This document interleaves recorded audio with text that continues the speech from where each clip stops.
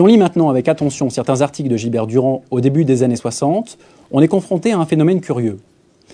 En juin 1962, Gilbert Durand fait une conférence lors d'un congrès de symbolisme. Je ne vais pas ici retracer l'histoire des congrès de symbolisme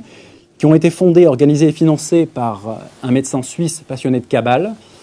au milieu des années 50, Dr Moïse Engelson, mais disons juste que Durand avait en face de lui, en juin 62, Raymond Abellio, Carlos Juarez, René Allot, Jacques Darès,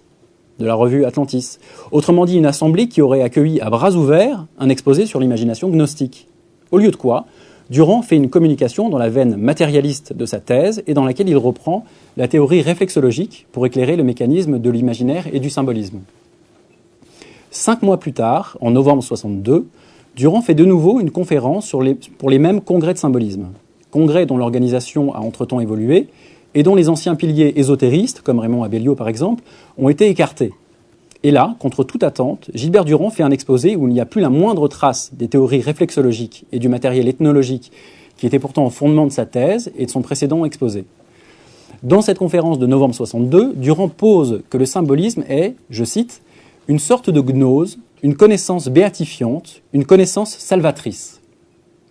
Et Gilbert Durand esquissait, dans sa communication, une grande fresque historique dans laquelle il montre comment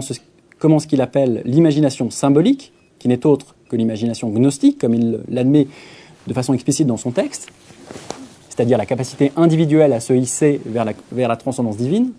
comment cette imagination symbolique, donc, va être en Occident progressivement marginalisée par les systèmes philosophiques dominants, avéroïsme au XIIIe siècle, cartésianisme au XVIIIe siècle, et marginalisée par l'Église, qui, selon Durand, va monopoliser l'accès à la transcendance à travers la constitution d'un corps de spécialistes autorisés et d'un dogme qui va poser cette relation personnelle à la transcendance comme une hérésie à combattre.